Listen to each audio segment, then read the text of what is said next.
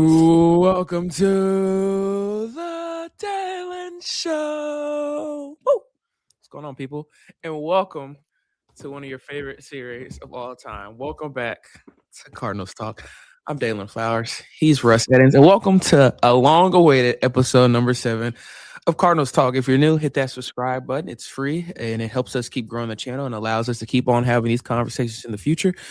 Welcome to the Dalen Show. So glad to have you here. And welcome to a new season of baseball. I would say I'm excited, but I don't know how excited I really am to be a St. Louis Cardinals fan this year. But nonetheless, there is still some type of potential to look forward to. There are new players to enjoy. There's an excitement about watching some former players do good things at their new places. And we look for the future. So my friend, Russ, I see you all the time, but good to see you virtually. How are you doing, my friend? I'm doing good. I got a busy day today, but it's 9 a.m. as of recording, the earliest we've ever recorded this, which isn't that early, but it feels really early for us. Very true. It's about 9 a.m. on Tuesday, the Tuesday before opening day. So gonna do my best. You will see this before opening day starts, before the Cardinals' first game, Thursday, I think at 3:15 p.m. Central. Yes, against Tampa Bay. So you will see this before opening day. So gather what you got with us. Have your takes, your opinions on what we're going to talk about before opening day roster. Obviously, JJ Weatherholt's kind of the big talk right now. But I guess, Rush, this first, man, I guess I want to ask you a little bit of a broad question. Just how do you feel about the current state of the team? The JJ Weatherholt news kind of blew up yesterday. And obviously, I think that was expected by most fans anyways, to him to be called up. But I guess personally, after the all season, all the moves have been made. How are you personally feeling? I guess let me ask you 2 questions. How are you personally feeling? And like give the off-season moves a grade, like out of A from an F. Like what would you grade the off-season moves? Personally, I feel pretty good with the season because there's no pressure. There's no standard. I mean, every poll, every chart I've seen, but St. Louis is like 27th in the league or something. Yeah. So there's no pressure. I mean, they can go out and, win 70 games. No one's going to care. They can go out and win 90 and everyone will be surprised. So I think that's kind of a good thing. And where there's no pressure, they can kind of just do their own thing. And like the shining star right now is Weatherholt. He's all eyes are on him, really. I feel like it's been a win for a while. And Donovan's now gone. You mentioned the offseason trades. Donovan, Contreras, Gray, they're all gone. And I think when our initial reactions were like pretty bleak, like, wow, we traded our best players, we didn't get much out of it. But I think it kind of helped the farm system out pretty good. I got to go back and review all that before it starts. We're not going to see several of those players. I think Blaze Jordan probably has the best shot, or Blaze Jordan was from earlier, so that doesn't count.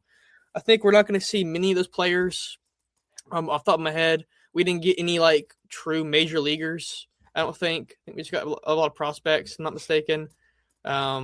But ultimately, I think overall, you kind of got to give, if I had to give a letter grade before we even saw them play, I would say like a B-. I think, because you traded away 3 of those top players Donovan wasn't even making that much money.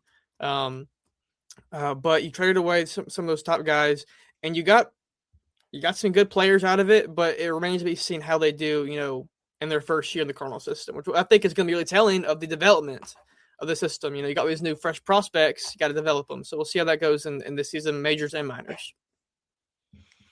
Yeah, man. I think we're gonna go like a B. I'm not mad at the moves that were made this off season. I honestly speaking, I know it's kind of impossible. I would have liked to see another move if possible.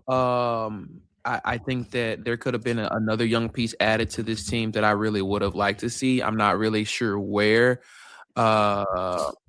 But I think, honestly, the organization did well throughout the offseason. Chain kind of came in, and I think he has high expectations. And not saying that there are high expectations on this team this year. Like you said, I think this team can win 70 games, and I'm not going to lose my mind. Or we can win 90 games and shock the world, and that will also be great. But, like, I think that you get rid of Ryan Helsley, you get rid of Eric Fetty, Donovan's gone, Sonny Gray's gone, Wilson Contreras is gone, Arenado, Michael is so happy he's gone, John King is gone. You got a few other guys, Michael Ciani, is out as well. I think the overall haul was expected and needed, and so I'm not mad at the moves made. I think that it's going to be weird to see some of the guys that were here gone, but I think some of the players that we brought in, we got in a lot of pitching talent and a lot of young farmer talent that I think is going to be really beneficial for us.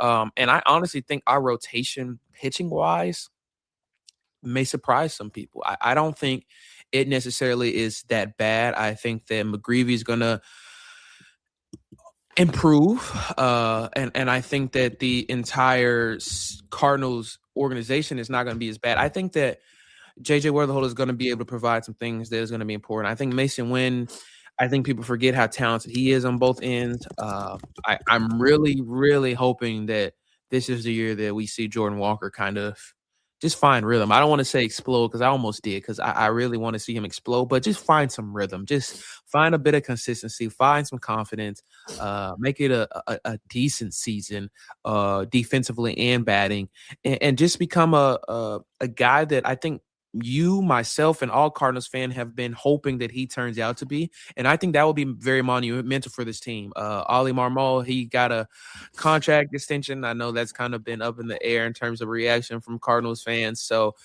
I think the team is set. And I'm honestly excited in a way. Again, what makes it so exciting, like you said, there's no pressure. Like I've been doing this for so long. I've been sitting watching this team for my entire life. And it's like, it's World Series or bust. And it's you dominate and get to the playoffs or bust. And that is what the historic program of this franchise is.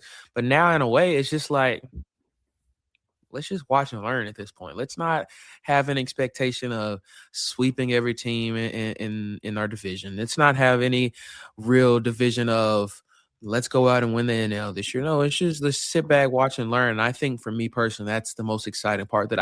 It's new because I've never been in this situation as a Cardinals fan, but it's also very refreshing to be in this situation because I've wanted this for a long time, honestly. And I think I told you this months ago before we kind of put a halt on the things before the season ended, is that I wanted them to rebuild years ago. I wanted them to rebuild during COVID. It just kind of, I think personally got put in the halt because Albert came back for his final year and you didn't want to do that.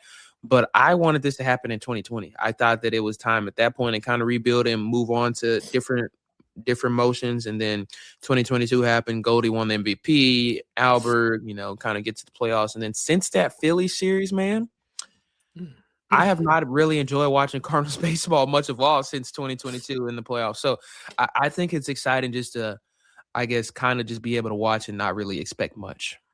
Yeah. And there are, there's some exciting things like obviously JJ. I always been kind of a fan of Dustin May. It'd be nice to see him. Yeah. Liked him with the Dodgers. I thought he was nasty a few years ago before the injury happened. Weatherholt kind of had a good spring. He had a pretty sustainable, obviously it's spring training, no one really cares. But for a rookie, I think it's kind of important to, play well, buy your roster spot a little bit, earn it. And I think he did that, obviously. Jordan Walker, not as much of a great thing. You mentioned him. Nolan Gorman, your guy, kind of had a pretty good spring. Yeah. Burleson, went out and did it. Nathan Church, Victor Scott kind of struggled. Mason Wynn struggled, but I don't need to put too much emphasis on that. He'll figure it out. Another name to watch out for this year is got to be Joshua Baez. I've heard about him. I saw him it wasn't a comparison to Albert Pujols, but it was saying it's kind of the same power maybe. I'm not quite sure what the point of the post was, but it was saying that it was reminiscent of Albert. I don't think anyone's going to be him, but I definitely think, with a good spring like he had and being as high of a prospect as Baez is, I think it almost feels like he's kind of next up. And then, we obviously got Chase Davis, who maybe turned a corner this spring. How to see about him? A lot of prospects that I look forward to seeing. And ultimately, that's kind of why you tune in to see the prospects, see them play this year, I think. Yeah, I've kind of looked into Baez lately as well. I like him. He's young, 22, good power from what I've seen as well. I think for me, it's just developing these guys properly. I really have the long-term fear of doing all of this and it not working out. And I think that's like my biggest fear is how do we do this correctly? And because we've seen a lot of top prospects come through this franchise over the years, man. And how many of those guys have we traded to other organizations and they have plundered into being great superstars or really good players, and that could have been here. And so I think for me personally, it's just making sure this is successful. I think Bloom is the guy to make it happen. I think he's very stern on how he wants to do this, and he's done things that I've been kind of skeptical at first, but then now knowing his background, knowing his familiarity with some of the moves he made to Boston, I'm like, okay, I think I have a little bit more comfort in him being able to make this move and this guy being successful in the Cardinals jersey. But also, again, I said this earlier. I don't think that expectations are going to be low. Obviously, I don't think we're probably going to be last in division and all that stuff. But like, I'm not that upset with this team. Like, I think Liberatore, McGreevy, Dustin May, Kyle Leahy, and Palante is a decent rotation, man. For everything that we've had to go through over in the offseason, the moves that we had to make, I think that rotation is obviously not a great rotation, but I think it's something that can win you some games. I've grown to like Libby a little bit more as the years have gone by. I think there are obviously still improvements for any pitcher, but I think that Libby coming in is a good guy to have out there on day one for the Cardinals. And so I'm excited to see what he does Thursday. And like you said, I think other guys, I love that you mentioned Victor Scott. I think he has to be really pivotal for this team to be successful as well. And I don't even, saying success, I don't want to say successful.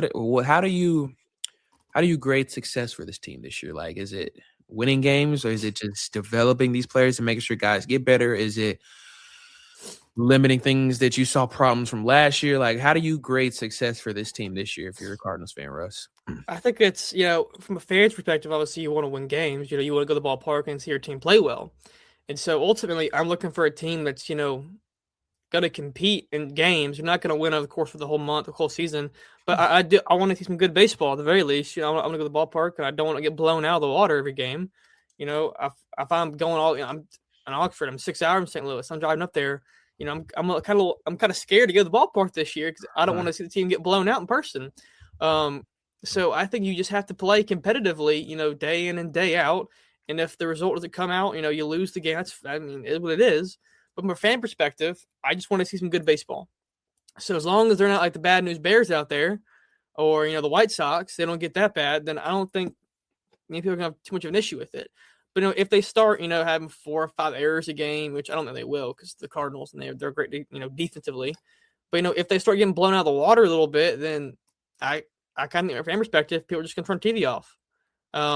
But from a I guess a media perspective, an analytical perspective, a front office perspective, you're trying to just develop. I think that's the number one thing. You just develop, and with development kind of comes tickets. You're saying, hey, come watch these guys learn, the game a little bit at this level. Come watch them play. That's gonna sell tickets. But I think from my perspective, when I turn TV on, 5 days a week, I go watch tonight. I hope they're not saying, oh man, this is a bad baseball team. I just want them to be like, hey, it's a development stage. They're going to figure it out. But I just hope they don't sink to the bottom. That's my only hope, is that they just do not become the White Sox or something from a few years ago. I love that point because, again, I said this earlier, it's just weird. Like, it's exciting for me to not have any pressure, but it's just weird. This is not the Cardinals franchise. Is not what I have experienced as a fan. I've experienced 2 World Series. I've experienced some great playoff runs. I've experienced some great players come through. So it's just weird in that sense. And like you said, I don't even know if I can physically handle being rock bottom. Like, I don't know where that would even stand in my life. But I will say this: I think you should be excited because you get like $30 parking, $29 unlimited snacks, like $5 popcorn. Like, I will say this, they're trying to get fans out, and they're trying to get people involved in their best possible way. Honestly, I'm not mad at it, man. Like, I think that you got to do what you got to do at this point. This has been an unprecedented time over the last 3 or 4 years. And obviously fans are not happy for a lot of different reasons, starting with management, and then going up into GM and owners and their representation of the franchise and their everyday moves. But I'm not mad at that. I love that they're trying to keep fans involved and happy, because what else can they do when you've been struggling the last 3 years as bad as the Cardinals have? You've completely rehauled the program now. That is your best way, I would say, to be like, fans, come watch this team play. And honestly, I'm not mad at it because, again, I think that you don't want to be one of those fans that sits here and says, "Oh, I don't want to go watch these guys play. They're nobodies." And then 5-6 years down the road, you're competing at the highest level, and then you're going to regret that you didn't go to those games. So I really love the moves that they did this offseason with the ballpark in terms of the prices. I just wanted to mention that really quickly. I thought that was cool. They did that. But Russ, I want to ask you, before the season starts, who are you predicting to be your player of the season? For St. Louis, I mean, a lot of guys, obviously. I mean, Weatherholt comes to mind, but, with the way the rookies have been the past few years, Paul Skeens, namely, kind of coming up early after, small time in the minors, I think he kind of has that potential to be what Dylan Cruz was supposed to be for the Nationals almost, be what he was supposed to be, LSU 1-2. I hate LSU. Just get that out of the way. I hate LSU. But, they were 1-2 in the draft a few years ago, and Dylan Cruz was kind of like the guy, right? It was like, who's going to go first? Obviously, now it's obviously Paul Skeens. He should have gone first, and he did go first. But I think Weatherholt can kind of be what Cruz was supposed to be, kind of like the next big guy. And it's worked out for him. Hopefully it works out for Weatherholt. But my player of the year, my MVP of the team, I think if it's Mason Wynn again, then I think we're right back to what, 74 and 80 something like losses for the year. But if it's a guy like Nolan Gorman, I think they may get to 500. So I'd say if Nolan Gorman gets going, if he's player of the year of the Cardinals, then I think the team is, generally speaking, will be more successful than if it was Mason Wynn. If Nolan Gorman can put some pop back in his bat and kind of win some ball games for the team, I think the team can go a little bit. But if it's just Wynn's not going to be able to carry the team like Gorman can.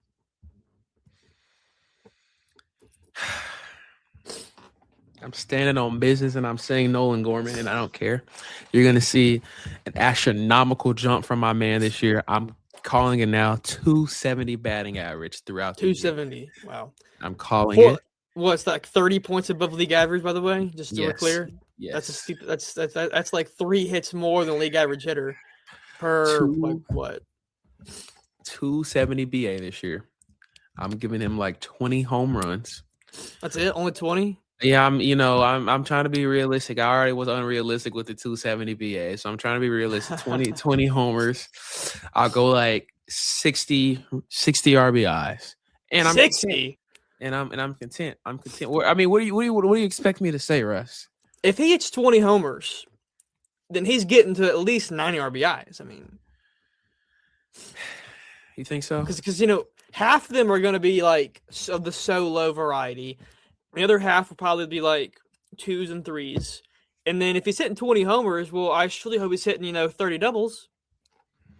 I'm just saying, man. He got. I don't know. You're right. You're probably right. Yeah. He'll okay. Yeah, let me do my. I'm not a math major, guys. Not a math pod. Maybe like 80 ribbies. I'm being unrealistic, but I've always been a Nolan Gorman fan. As Russ said, I've always had this dude's back, and every year it just keeps on failing me. But this is the year. This is the moment. He has to step up. There's no ifs, ands, and buts about it. He has to be a bright spark for this team, or it's time to move on. It really is, and I hate that. But I feel like this organization can only keep on trying things over and over again and them not working for a certain amount of time, because that is a definition of insane. So we've been insane long enough, and I'm tired of it. So I hope my good friend Nolan Gorman is watching, and I hope you continue the groove that I've heard you've had over the offseason in terms of your hitting prowess. And I hope we see it in the regular season this year, my friend. So no pressure at all. But I will say this. I saw JJ in September of last year, and he went like 3 for 4, had a homer and a double. I'm excited to see him. Every Cardinals fan should be excited to see JJ Weatherholt. This has been the guy. And I'm also excited to see what Liam Doyle does in the farm system this year. I'm eager to see how he improves and grows and how quickly he may move through the system as well. Obviously, he was our first round pick this year, and a lot of expectations are on him to be able to grow and have good potential for the team in the future. So excited to watch some. I've never been a big AA, AAA watcher like Russ has, but I think I may be getting into it a little bit more this year in terms of where the franchise officially is at. Yeah, Liam Doyle, former Ole Miss Rebel, current Ole Miss hated pitcher. No one likes him Okay. here. No offense to Liam Doyle. I mean, he's got an attitude. That's kind of why no one likes him, because he left, I would assume, for more money at Tennessee, which is crazy to say that about baseball. We're saying that in the year 2026. People left money for baseball. It's kind of crazy to say. In college, anyway. When I remember, and he was fun to watch. I know he went to Tennessee, and, you go to Tennessee, you build an attitude. You kind of, I remember their championship run team, and they lost Notre Dame a few years ago. That was like the team of destiny almost. Everyone was like, this team is great because they're so cocky and they're full of themselves. And I don't think Doyle was on that team. Maybe not. But I just remember Doyle as being the guy who was like, he was the dude in the Tennessee dugout a few years ago. And he was the cockiest guy you're ever going to meet, is what I kind of heard. I don't know. But it's kind of bittersweet to see him, as, I live in Oxford, and he left for more money. But it's cool that they drafted him, and I hope that – I don't know how good of a fit he is, though. Like when we got Johnny Peralta – I say all this to do this point. When we got Johnny Peralta, my mom was like, oh, he doesn't really fit the Cardinals mold. It's kind of like a bad guy, He's kind of – He kind of threw the bat at somebody one time and got suspended for a bit, I think. And I wonder, if there's going to be like a personality clash with maybe the coaches, maybe. I don't know. That's kind of digging pretty deep. I think maybe it's the Tennessee environment just kind of made him who we thought he was. But maybe overall he's just a nice guy. I don't know. Yeah, I don't want to go too far in that. I don't really know the guy, but I love that point, honestly, because I think the vibe that I got from this team, and always really honestly, is that even when we had MVP guys, that no one felt that they were bigger than the program. No one felt that they were like, even if you were a superstar, you never like felt like that or moved like that or kind of acted like that, which made this organization as special that it always has been. So I love that point that you made, because us being Ole Miss guys, we don't really get to sit back and say how much we like Liam Doyle. So I think that Andrew Fisher. Or at least it's not Andrew Fisher. It could be worse. That's true. But nonetheless, I still hope the best for him, obviously. Mm-hmm. And I just hope that we stay healthy this year. I think that's my biggest thing as well. I just want to stay healthy, and honestly, just winning 70 games, but with the healthy roster and just being able to see these guys at their fullest potential this year will be very beneficial for me. So I think that's another big thing for me this year. Record prediction, my friend. What are we going? I think that you have to make the goal. I mean, obviously, the goal every year should be World Series. Oh gosh, I'm saying, but like, I think the goal of the program, of the franchise, I should say, to way too much time in college sports. The goal of the franchise, is probably, hey, let's just win a few more games than last year. And they were what was the record last year? It was in the 70s. It was like 70-something, 80-something. So I'd say if you're improving on that while you're developing, you're doing good. So I'm going to say if they go, just 81-81. I think that's a kind of a lofty goal. I think that's maybe 4 or 5 more wins than last year, relatively. So I don't know if they've bought that this year, but I think that's kind of like, okay, let's go out and do a little better than we did last year. And if, like I said a minute ago, if Nolan Gorman hits 20 and 25, 30 homers, I think that's very possible. If Nolan Gorman has a 272 batting average, I think that's kind of what unlocks the offense a little bit. I feel like every time last year we got runners in scoring position, I was on TV on Nolan Gorman is at the plate with runners in scoring position. Mm-hmm. If we can just kind of unlock him and keep him, where he has been in the lineup, I think he was in the 6th spot last year a good bit. If we can unlock Nolan Gorman a little bit and make him be the true 3-hole hitter, depending on who the pitcher is, the team can get to 80 wins, which would be a great year, by the way. They would miss the playoffs and people would celebrate. Say, hey, they did better than we thought they could. And if, as a St. Louis Cardinals fan, if I can just get to 500, I think this would be a major step in the right direction. But that's a big lofty goal. I'll say that. I want to say this team can be 500. I really do. Because I think last year it just felt so depleted. Like it felt like we were trying for no reason. Like it just felt like the players knew that they weren't going to go far, that I feel like everybody needed a reset button, and it was fun watching for like 2 or 3 months. And then after that, it was just kind of becoming a struggle to watch the team. I don't necessarily know if I'm going to feel like that this year. Again, I'm not expecting this team to win 90 games, but I'm expecting a bit of an energizer buddy from this team. Yeah, I'm expecting a light bulb to be popped up from some of these guys' heads. So I'm not mad at 81 and 81. I may go in like the 75, 77, 78 range if I'm being more realistic. Just because, again, a lot of these guys are unfamiliar with the professional level, or just guys that have not been able to prove themselves yet. And I think that hopefully we could see that this year. I mean, there are more guys that I think that are going to be really important. I think that Lars Newbar has been a really big fan favorite, but I think we can see improvements from him in all levels. Yeah. I think that our rotation can be better behind the starting lineups. Like I think JoJo Romero is going to need a really, really big year for the Cardinals if we want to see that kind of 500 range. So I think the same thing about Pedro Paez. Like there are a lot of guys that I think looking around that have potential. They have just have not proven it yet. So I'm going to go like 75, 76, 77, 78 around that range. I know that's not an official statement, but I don't want to be a clip. Russ is going to be a clip at the end of this year. And so I'm not going to be that guy. But last year the Cardinals were, I looked it up, 78 and 84. Yeah. 3 games below 500. And by the way, if the Pirates get the 4th spot this year, I'll say that'd be crazy because they were 20 games under 500 last year. They were 71 and 91. I don't think the Pittsburgh Pirates have bought themselves another 10 wins. Really? I mean, they haven't bought themselves 10 more wins. I think they definitely tried. You know, they took some big swings. Great for them. Happy for their fan base because I mean they have Paul Skeens. They should be better. They should be continuing the Brewers to the crown of the Central. They should be, but they didn't spend any money, and neither did we. But they got Connor Griffin. I don't think he made the opening roster. I think they're going to send him down. He did. So, I don't know. I think the Cardinals will get that 4th spot. Maybe the Pirates going to go on a run this year. You know, for the sake of them, hope they do because I mean it's a beautiful ballpark. Seeing some postseason ball there would be awesome. But if the Cardinals go 77 and 85 this year, I wouldn't call that a loss, honestly.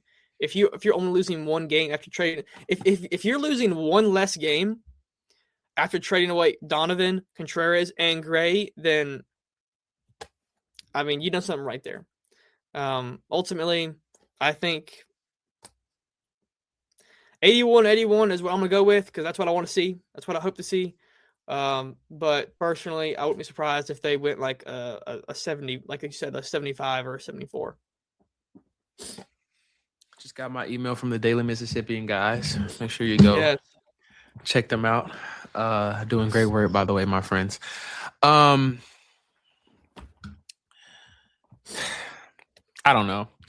By the way, the bullpen's bad.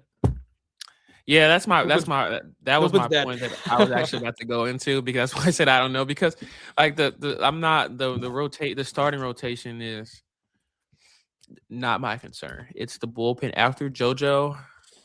Yeah. Roy Croft. Because you got to think you promoted Leahy and Palante to the rotation. That's 2 less arms. Yeah. And I don't know how deep these guys are. Okay, in the first month, I'd imagine these guys aren't going to go past the 5th.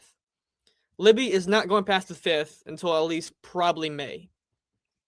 The 6th or the 7th inning maybe at some point. But I think they're going to work them up. You know, there's no rush for these guys. I don't really see Libby going past a certain pitch count for the first few starts. And that's going to kind of hurt the bullpen for a bit, I think. So we'll see how that goes.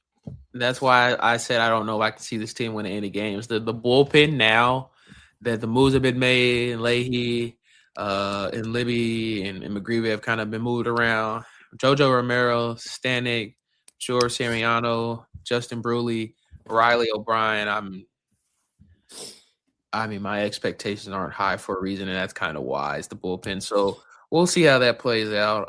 Again, I just want to stay healthy. I think that's the biggest thing for me right now. But before we get out here, Russ, to your 2026, 2027 World Series winners will be the who? And who will they beat? I'm not saying the Dodgers. I mean, Cats, if you're listening, sorry. I'm not doing that. That would be. I don't want to see a three-peat. I'm sad enough that they went back to back. I have one more day to get all my predictions down, officially on a Google sheet. But I'll say, I think last year, I knew 2 years ago I had Red Sox winning it all. They didn't win it all. I'll say this year, my non-Dodgers prediction, it's gonna be not that Padres. They didn't improve this semester this year. Braves on the back foot again. Let's stay in the NL Central. right. The Brewers. The Brewers are gonna win the World Series. It's the year of the. I'm kidding. No. Oh my goodness. It's gonna be an East team. Let's Blue Jays over. Give me the Blue Jays over the Brewers in the World Series. The Brewers are gonna get hot at the right time this year, and the Dodgers are gonna falter early. Clip that. I would want to see that matchup. I want to see the Brewers face the powerhouses that's the Blue Jays. I would not. I'll go. I hate that you said Blue Jays because I was going to say Blue Jays, but Blue Jays. I don't want to say Dodgers either, but they probably will. Screw it. I'll make my Philly fans happy. I'll go Phillies. Phillies, I mean, this is it. Their window is like sinking. It's microscopic at this point. This is it. That's why I'm saying that. Like, I feel like they have to do or die, even though I don't think they're going to do it this year. But I'll go Blue Jays, Phillies, and I'll say Blue Jays in 6 games to take home the World Series title at the end of this year. So Jays in 5 with the Brewers. If it happens in real life, don't say I told you so, but I did tell you. Well, watch the Red Sox make a run because they're basically the mini Cardinals. They've got Contreras and Gray. So, you guys, when they go off and they win the World Series this year, I guarantee they don't win their 2 years late. I guarantee they don't win their division. No, they probably get like 3rd or 4th. Yeah, I'm not. Yeah, I'm not betting any money on. I'm not a betting man, but I'm definitely not going to bet on the Boston Red Sox. But my friend, good to see you as always. Welcome back to Cardinals Talk, folks. My goal is to do this. My goal. I get on here on this camera and I say a lot of things sometimes. My goal is to be on here with Russ once a week. Realistically, it'll probably be every other week, but we will see. We will keep you guys updated. Make sure you follow the Dalen Show on social media. Follow the DM on social media. I would say follow Russ, but he's a very low-key, private young man, and so he doesn't really care about DM Sports on X. Follow that. There you go. My friends, whenever you see this, it'll probably, I want to say Wednesday, but more than likely early Thursday morning. So if you're seeing this on Thursday morning or Wednesday, have a great Wednesday. Have a great Thursday. Happy opening day to all baseball fans, Cardinals fans. Buckle up. I wish the best for us. It's going to be a long ride, but it should be a fun ride nonetheless. And I wish the best to all baseball fans, minus Dodgers fans. Yes, Michael Katz, you've had your fun. I don't wish the fun for you anymore, my friend. Thank you guys for tuning in. Like I said earlier, if you're new, subscribe and leave a like and comment. Give us your opinions. What do you think the Cardinals are going to do this year? What was the best move of the offseason for you? Your regular season record prediction for the team? just give us your thoughts about the offseason and the standard and the future for the team right now. I want to hear what you guys are thinking as well. So appreciate you guys tuning in, and we'll see you guys soon.